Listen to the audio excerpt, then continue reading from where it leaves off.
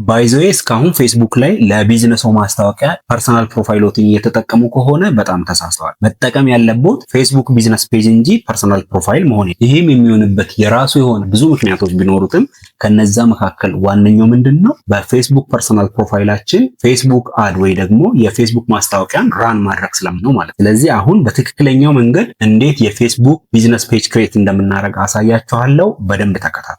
ኦኬ ፌስቡክ ቢዝነስ ፔጅ ለመክፈት እንግዲህ ወደ ስልካችን እንሄድና የፌስቡክ አፕሊኬሽን ከፍታለን። ጀስት የፌስቡክ አፕሊኬሽኑን ስንከፍት ወደ ፐርሰናል ፕሮፋይላችን ይወስደናል። ጀስት ፐርሰናል ፕሮፋይላችን ላይ ሆነን ወደ ታች በኩል በቀኝ በኩል የፕሮፋይል ምልክታችን እናገኛለን። ዜን እሱ ጋር ክሊክ እናደርጋለን። ክሊክ ስናደርግ እንደዚህ አይነት ኢንተርፌስ ያመጣልናል። እዚህ ላይ እንግዲህ ፔጅ የሚለው የኔ አሁን ፊት ለፊት ላይ መጥቷል። ምናልባት ለእናንተ ፊት ለፊት ላይ የማይመጣላችሁ ከሆነ እዚች ጋር ሲሞር የምትል በተን አለች። ሲሞር የምትለዋን ስትከፍቱ ከታች በኩል ፔጅ የሚለውን ልታገኙ ትችላላችሁ ማለት ነው። ዜን ፔጅ የሚለውን ክሊክ እናደርጋለን ማለት ነው።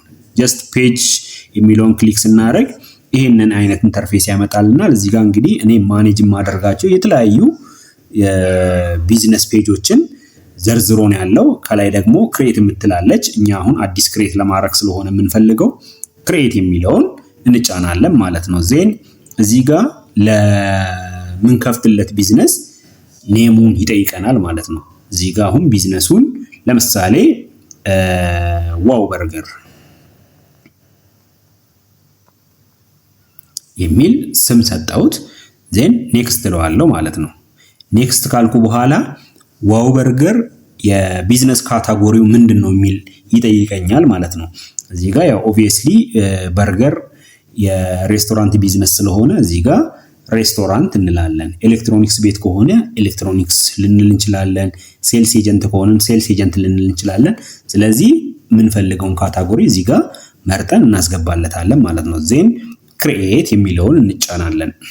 ክሬት ካርን በኋላ እንግዲህ የተለያዩ ከቢዝነሳችን ጋራ የሚያያዙ መረጃዎችን እንድንሞላ ይጠይቀናል፣ ባዮን ጨምሮ ማለት ነው። ስለዚህ ባዮ ላይ ዘ ቤስት በርገር ኢን ዘ ሲቲ ብለን መጻፍ እንችላለን። እኛ የፈለግነውን አይነት የቢዝነሳችን ሁኔታ ይገልጻል ብለን የምናስበው መጻፍ እንችላለን። ስልክ ቁጥር አለ፣ ኢሜል አለ፣ አድሬስ አለ። እነዛን ነገሮች ሁሉ መሙላት እንችላለን ማለት ነው። ከዛ በኋላ ኔክስት እንላለን። ኔክስት ካልን በኋላ ምን ሆነ ማለት ነው? ፔጃችን ሬዲ ሆነ ማለት ነው። ዜን ፔጃችን ክሬት ተደርጓል። ከዚህ በኋላ ምንድነው የሚቀረን?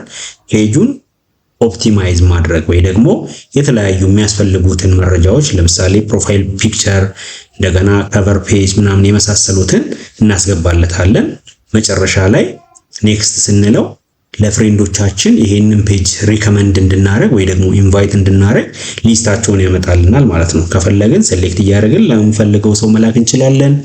ካልሆነ ደግሞ ሴሌክት ኦል ብለን እንዳለ ለተመረጡት